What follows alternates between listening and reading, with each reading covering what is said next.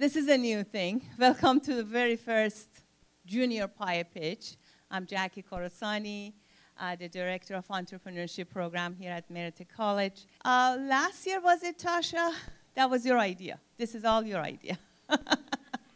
I will introduce Tasha Waring. She's the Director of Building Bridges to Careers and the Marietta City Administrator. Tasha was here last year making a presentation, and then during or maybe after this presentation, she said, oh, what if we had a junior PioPitch for younger kids? And now it's becoming a reality. What we're going to do today, we have opened this PioPitch to high school students and middle school students. The middle school students come from Chapman Foundation, and high school students come from Marietta High School. We put a grant proposal together, and we presented that to Marietta Community Foundation, and they accepted our proposal. So we thank them and all of their donors. So on the tables in front of you, you see the name of the donors. I also thank Arthur Vining Davis, which has been supporting all of our programs for about a couple years now.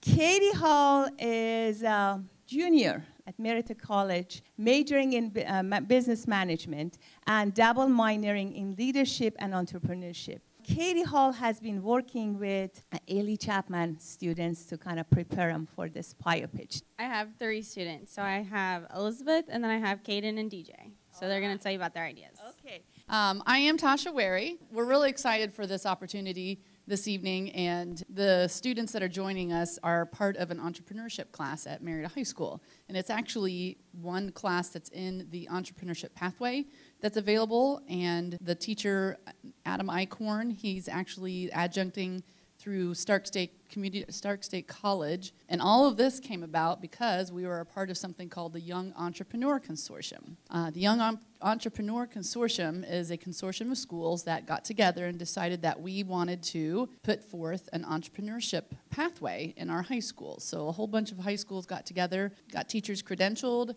to teach the classes, and we are all implementing the pathways. Marietta College is a partner in the Young Entrepreneurs Consortium, and the role that they play is they developed an entrepreneur camp called Drive Camp, and we've actually put on that Drive Camp for 2 years. And Katie Hall, who you guys just met, was one of the interns from Marietta College with Drive Camp last year. So there's all kinds of dots that we like to try to connect. So this is kind of coming to fruition, a lot of background work to get to this point. So without further ado, the students that are going to be presenting to you tonight, they are a combination of sophomores, juniors, and seniors, and they have been working diligently this whole semester. They've not only worked with myself and the Building Bridges to Careers coordinator, Tanya Davis, and the Epicenter director, Pamela Langford, but we also have a small business incubator called the Epicenter, which is in the Armory. Our students have been working with the 3 businesses that are being incubated there as well. They've heard it all. They've pitched their ideas, just kind of randomly, and they've gotten feedback from the businesses that are there, so it's been interesting. A lot of things coming to this point. They're going to give a 5 to 6 minute pitch, and then after their pitches, we are opening it up to the audience for questions. We'd kind of like to keep it to 2 or 3 because we've got 5 high school students, and then we also have our Chapman students. So while you're listening, please think of questions to ask. We have 5 high school students, and the first one that we are going to hear from tonight is Cyrus Rhodes. So Cyrus, if you would come on up, please. Good afternoon. I'm Cyrus Rhodes, CEO and founder of Soul Search. And my business came about from me just wanting to buy shoes and never being able to find like a certain pair in stores or online. My app will be a place where you can come to find certain pairs of rare collectible like Michael Jordan shoes from other people that are collectors. The main focus of it is for people coming to find a certain pair of shoes where you can reach out to somebody who is a collector of these shoes, and the shoes will be shipped to me and my team where we'll make a commission off the sales. There's already a website that's already made, and the shoes on there cost way too much. I think they do, because they can range from over $1,000, and these are just this type of shoes that would be sold on my website. So we'll have a professional appraiser to be able to tell you the prices of the shoes. My team will be an appraiser who will tell you about the shoes and like the condition, and they'll set a reasonable price. And we'll have IT specialists for whenever their problems, and they'll help create, design, and work on our app. I'm here asking for $100,000 to start up my app. That will be able to help me pay for my team's salary and for different kind of computers and goods that we'll need to start up the business. And these are just different types of shoes that you would be able to find. Are there any questions? Very good. Cyrus, I was wondering, my question is about having people ship them to you and then you ship them out. Would it make more sense potentially for you to just have them, you're kind of the platform, the shoe gets sent to directly from the seller to the buyer, but you still would get a commission? It was going to be like a middleman service where you would be able to send it to me and my team, and we would be able to tell the buyer and stuff about the shoes. Do you anticipate that there'd be some kind of negotiation between the appraisers and the person selling the shoes, or would they just kind of take whatever the price would be set? So they would send it to us to tell, like, if that's reasonable, because we don't want people to get, like, overcharged and things like that. Thank you, Cyrus. Okay, the next student that we are going to have this evening is Brandon Olajano. If you would come on up, please, Brandon. All right, everybody. Good afternoon. My name is Brandon Olajano, and I want to start this introduction off by saying I am from Helping Hands Networking, a nonprofit organization, and I want to start off with a little bit of backstory before I start going into in-depth with anything else. My dad was 18 when he came here from Romania. He grew up in poverty. He struggled for the longest while because he didn't have a lot of money. He finished off his high school, and then he decided, oh, I love this country. I want to stay a little bit longer. So after that, he started a family, and then he started struggling for a while because he didn't have a lot of money and he didn't know what to do. So he eventually started learning how to do stuff. I grew up, and I didn't have a lot of money. I didn't have a lot of resources. I didn't have a lot of opportunities because I was kind of just shut down for a while. So it kind of shined on me, hey, we can help this. We can start helping people come here and start being successful. We can be that connecting factor, that resource that stands people up, that gives them a head start. I wanted to talk a little bit about the services that we provide. First off, it's education. So with education, we're going to be connecting the people that want to come here and maybe finish their degrees, and also the students that are going to come along and connect them to those resources. For medical attention, it's going to be doctors and specialists that would be willing to give up their time to these clients of mine. So it would kind of give those doctors exposure, but along it would really help them. So for housing, I would be taking on this aspect myself, and I'll be connecting to people with living arrangements that they would be fit for. I wouldn't want them to be unfit with their living arrangements, not being able to provide themselves. Because people can go and live and struggle. They can go to certain places and they might pay too much for something. I'll help them find a right solution to their problem. For counseling, I would have cultural counselors along with just regular counselors. I would be helping people with the emotional aspect if they need help emotionally and mentally. And then lastly, employment. I would be having secretaries and also people connect with local resources and local businesses, trying to find jobs for these people. And then I want to start talking a little bit about statistics. Around 12 million people live in Ohio. Around 15,000 people live in Marietta, Ohio. Students from around the world are always coming here to Marietta College, for example, to Cleveland, to Ohio State University, to Ohio University. 500,000 people, immigrants, came here and have a home here. So, like I said, I was going to be taking on the housing aspect myself. So I don't have to hire anybody and have any problems about that. Because like I said, I want to ensure that these people will have a steady living. So for medicals, doctors, I already explained that, and counselors. All right, so funding and resources. My company is a nonprofit, as I started off saying. I'll be looking for around $150,000 so I could start up and get build a building, be able to be self-sustainable. Start off right, because I want to ensure that I have enough money to be self-sustainable for a while to provide these services, because I really do want to help people with this problem. What will the funding will accomplish? I already said that, to become self-sustainable, and thank you for your time. Any questions? This is a really admirable idea, and I particularly like the fact that it's tied to your own family. When you have a nonprofit, often you have to partner with other nonprofits or other entities that do similar services. So I was wondering if you thought about who you might partner with in order to better serve the same populace that all of you are seeking to reach. I knew that I would have to partner up with somebody because that's the way nonprofits do work, so thank you, yes. Any other questions? You know, just looking at how you described your own passion for it because your family's experience with immigration, is there any component you can imagine adding to it where the different people who are part of the program are able to communicate with one another and share experiences with one another instead of just being isolated in pockets, somehow have a support amongst the community too? So I was kind of thinking of that because they shared experiences with other people, so I'd like to take that into effect with the counseling. So, any other questions? I thought you had great presence and passion. Have you thought about, with your website, adding a video of yourself presenting your story? Because I think you do have a good story. I would be able to relate to other people, and I would have that more emotional factor then. I wouldn't be like standing in front of a crowd, everybody looking at me. It'd be better, so. I would really love to do that and connect my emotional factor to that because it would help immensely. Get ready for that because I think you have good presence on stage, so you may want to do this for a living, like be a teacher or something. Thank you so much. The next student that we're going to have come up is Spencer Tenney. I messed up. Come on up, Spencer.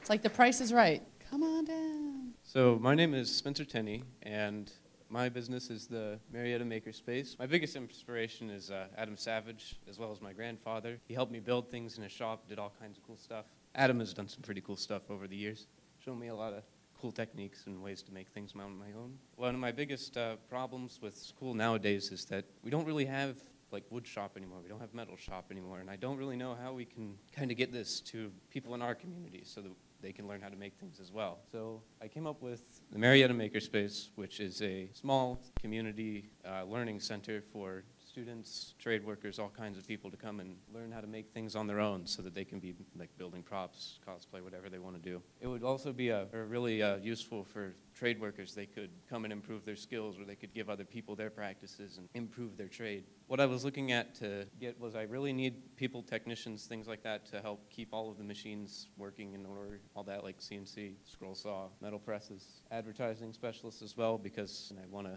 make sure that I can get as broad as an audience as possible, so a lot of people are coming in and learning about making. Funding is partially can be taken on by the Nation of Makers. Adam Savage is at the helm of it. It's got a bunch of interesting people in the making community, like the former, there's a cabinet member or something on the committee of making in the White House, and they kind of make sure that people can know best practices and help fund other businesses work on their making and all that, so that they have better workshops and know what they're doing and all that. That's pretty much it. Any questions? I think this is a really cool idea, and I think Thank you.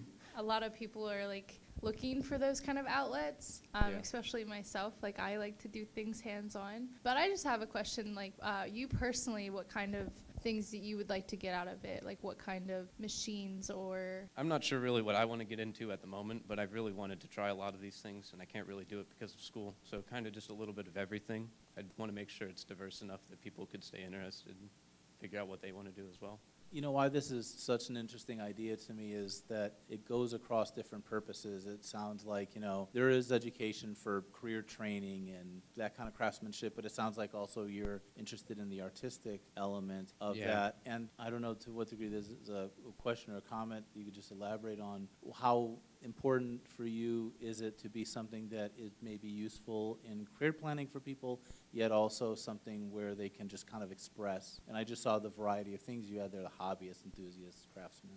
It would be for connecting people to like getting like trades like welding and metalworking and all that, but it also would be really really important for people to come and be able to express themselves like that. So that's really important as well. Yeah. This might be something that you might be able to partner up with somebody on, like a school or yeah, actually, even. I was thought about it a little bit. I know they do stuff other than just welding cars and stuff. I've seen some of the art pieces and things that they make up at the Career Center, so it'd definitely be pretty interesting to make a connection there. The next student that we have is Grayson Turner. Come on up, Grayson. Excellent.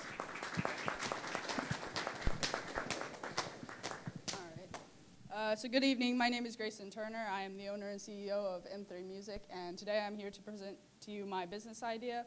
And so I'll go ahead and get started on a little backstory. I am a musician. My family are musicians, and I grew up playing music with my family, and pretty early on I realized that the instruments for children were really poorly made. Like the strings were poorly made, the casing was really bad, and the strings never stayed in tune.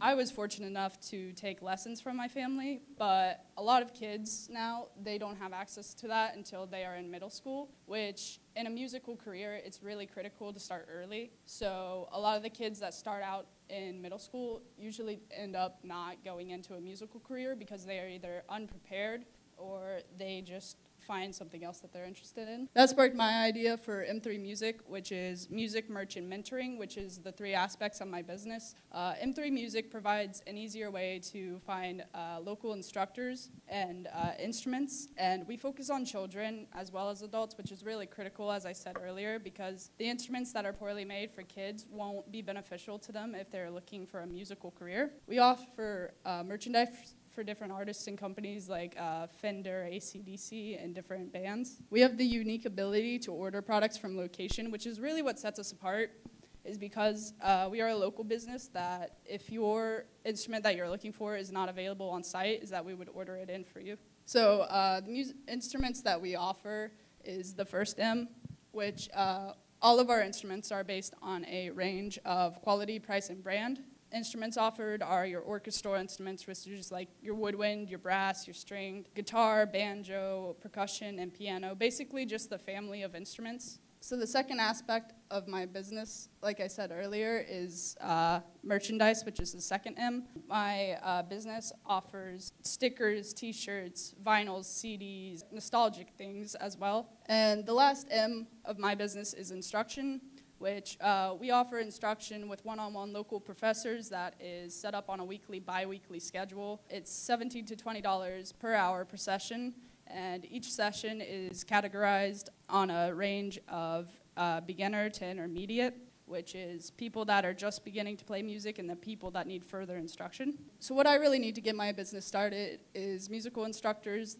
and skilled musicians that are available locally so that it's easier to offer kids as well as the different age groups their instruction, as well as a instrument appraiser, because this would allow the ability that people that need to order instruments, they need to know if it's a good company and if the price is reasonable for what they're getting. A little product overview is, once again, is the business is offering instruments, ordering instruments on site, instruction, vinyls and CDs, and just merchandise.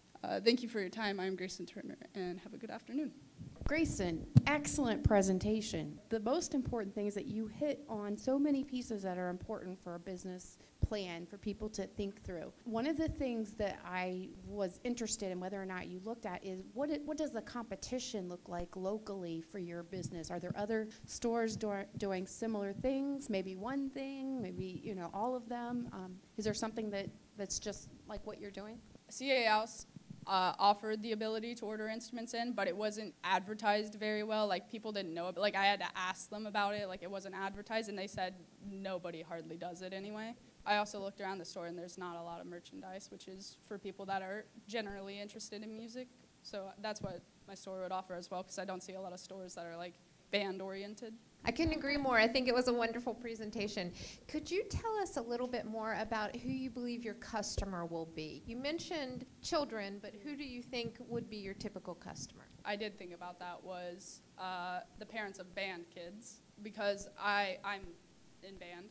I know how hard it is to find an instrument that's a reasonable price and actually good quality. And so I think my business would really help parents that are looking for their child's instrument, or people that actually gave up on music, because that happens a lot, and who are still interested in taking lessons. I took piano lessons when I was 48 years old, so don't forget about older people. You may have a little bit of a market there. So. All right, thank you. I think your idea is so great, and I also think it'd be a great idea to not only market to consumers, but to also market to other businesses and organizations. So especially with the smaller instruments that you're working on for the children, that would be great to market to schools to purchase for their music classes as well. Okay, and our last high school student pitcher is Zach Deskins.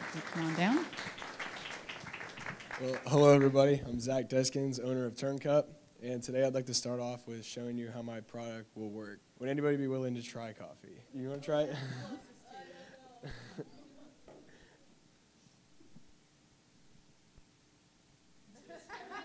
Well, no. I think there you go. My bad. What's wrong with it? There it is. With my product, it will be a turn cup. It will be able to change the temperature of your drink at any time. Saying back to that, as a business person, you'll be very busy. So you'll have your drink. You might have a meeting to go to or something.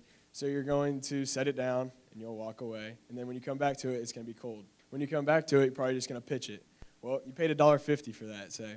You'll pitch it. That's $1.50 down the drain. Say you do that once a week. You're going to end up spending $75 on coffee that you just poured down a drain. $40 for the turn cup that you could buy.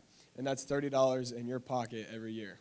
I thought about this when this winter I was shoveling driveways, and I poured hot chocolate, and I went out for an hour, and then when I came back, it was cold. The difference between my cup and a regular insulated cup is you will be able to charge it, and it will hold its charge over a matter of time, say like 10 hours or so. It will be through a wall outlet, and there will be like a little USB port on the side, so you can plug it in and charge while you're sleeping at night, and then the next day it will be ready to go. But the power is in your hands. That's my kind of point I'm trying to go against. So you'll be able to heat and cool, and then the temperature will be on the sides, and you can go up or down on it. I would go for the market of college students or people that like to be outside a lot. Younger parents are trying to heat their milk bottles, then they could put the milk in there and it would heat up. For the inside of it, I thought about running on the recharge, but I wasn't 100% sure on how I could really work the inside of it. I talked to Mr. Manning from the Epicenter, and he gave me an idea on how air conditioners run. But he told me that I should change to a lithium battery because those would be a lot more power behind it. The daily problem would just be keeping your drink hot or cold all day. I would like to get $5,000 for making a prototype and paying the people who is helping me make it. And I don't want to go on in a business. I just want to make this idea and then move on to another one and sell it. Who's up to turn up? I think that's a really interesting invention. I think the picture kind of scares me a little bit because I see cords and everything's so like cordless now, but with a little like help with design, I think you'd be able to make a more concealed cup. Wouldn't be too like obvious, bulky. Also, you could partner with the makerspace that we might potentially have for creating it. So that might be something that you guys could work on and invent. I just wanted to bring up, there's an idea that's kind of with the same kind of wiring that would be required for this out there right now, where they're starting to make heated jackets that also charge that USB port type thing. So that would definitely be something I'd look into with that to try to figure out how to actually make the product come to life. But I figured that a cord would be easier. I like that better. But it was super expensive too, so. But like the cup that I saw online was like $140, and it like charges your phone too, so. This is a really good idea, Zach. Have you thought about how heavy it would be compared to other types of thermos cups? Just a little bit more than, say, a Yeti. I don't want to go against Yeti because I'd like to go higher than Yeti, but yeah, just like a little bit more, just to add the engine in it.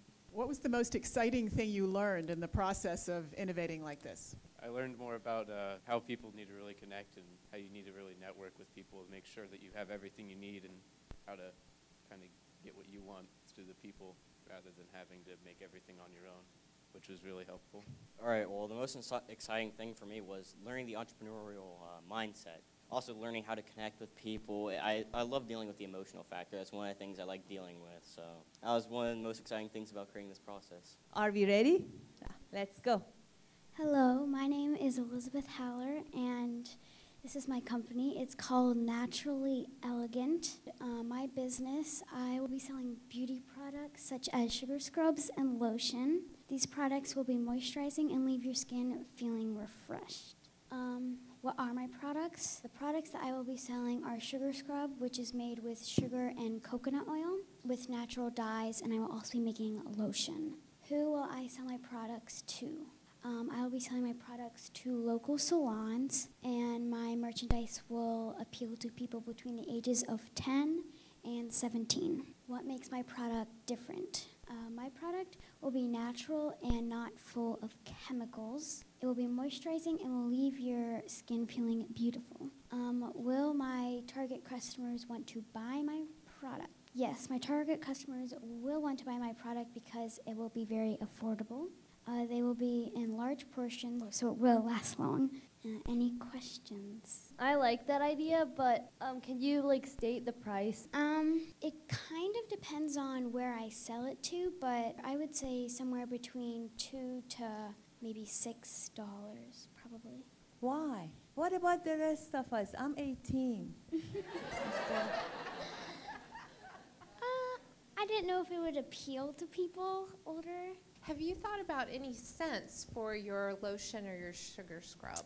Was kind of going to base my scents on the season for some of them, and then some will just be like just what I have for every product. Have you talked to friends and family to see what they like about this idea? I did do that.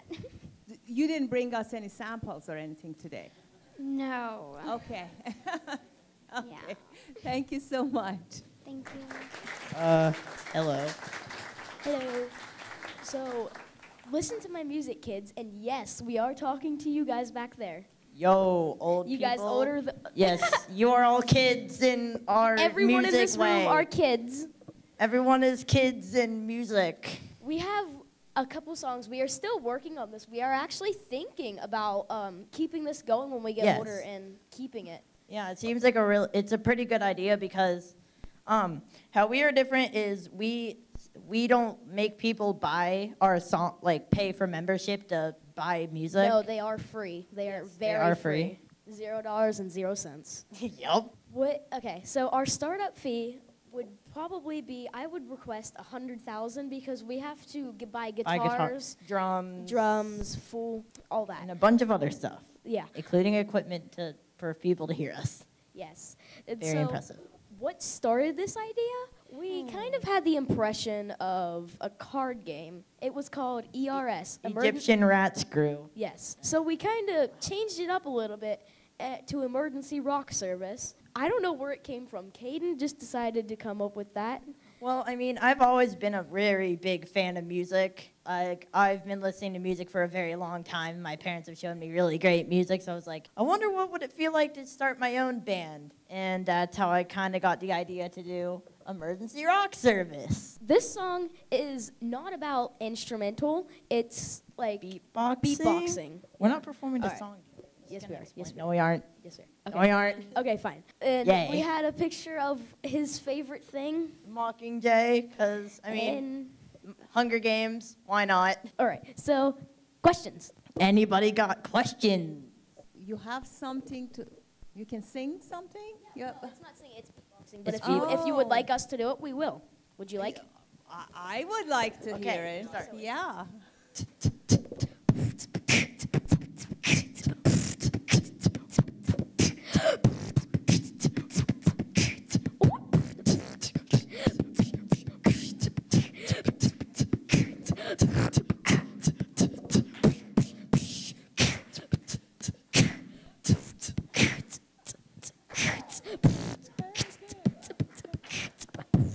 Supposed to end with a dab. You failed. Very good. Thank you. Thank you. Thank you very much. This is a great idea. So it's a website that has your music on it, or is it other people's music? Or No, it's we put the names up there and how long it is, and down here, we're going to add. We're going to download it from his phone, which he records, and we're going to download the recording and put it on our file, and then move it over here and add it. People can listen to our music for free. You can see what they're called, and then you can click on which song you want, and then you can just download the song if you want it. Yeah. And keep it. Pretty much. Without paying for membership or anything. No. It's good for those people who like music. All of you people. But this can only happen if we have $100,000. Did you enjoy the process of putting this business together? Very much. Yes. Tell us what you learned. Well, how did you enjoy it? I mean, how did this help? Me and Caden are in the band at Marietta Middle School. And we're also in a group called High Schools That Rock that teaches children to play guitar and drums. Yes. I'm the drummer. Yes, and I'm He's the wannabe drummer. Anyways, it's like what happened is what me and Caden met in the 6th grade. We both had this thing in common for doing this all day long. And it gets very annoying after a while. To other people, but not us. We love insulting to do me? it. No. It came to us, and we go to Eli together, Chapman Education Foundation, run by Alice Chapman. Yup. And we had Miss Katie come, and she started with this with Caden, and I heard him talking about a band, and I came over and asked him if I could join, and then we started this.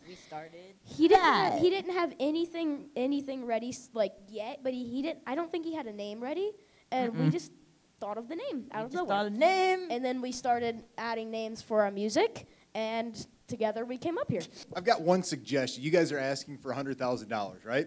Yes. I think one approach you guys could take to get your $100,000 is to take this show on the road that you guys just did here and go perform comedy, entertainment, what you guys just did. People would pay money to see you guys do this. So that is actually a really good idea. That was a very good idea. Thank you. Okay. So you're looking for $100,000. Is that going to be a loan, or are you expecting someone to invest that? Loans are going to be good, but if... I mean, it doesn't matter how much you give, $2, $3. It'll add up. It'll add up. It'll add up. It doesn't really matter. Even if you give a cent, it'll still work. Probably by the end of a couple years, it'll add up to our goal. Our goal, and then we can get our guitars, our drums, our equipment, mics, stuff like that, etc. Do you have any way you're going to make money with this? Oh, yes. We think we're gonna go live on like tours and stuff. stuff. We're gonna go live on tours, and what it is we're paying back is when we get the money, we don't want them to spend extra money on us. That's why we made our music free for free of charge. So that's why we made it. Yeah, like I said, that's why we made it free, because we don't want anybody paying more money, because they paid enough money to they gave us money, and we're giving them back free music. Awesome music for emergencies only. Thank you, guys. Any other questions? Thank you. Just wanted to remind everyone, September 29th is the second annual Mid-Ohio Valley Entrepreneurship Expo on the campus of Marietta College. For more information, please check our website. Have a wonderful summer. We'll see you next year. Thanks everybody. Thank you. Sign off.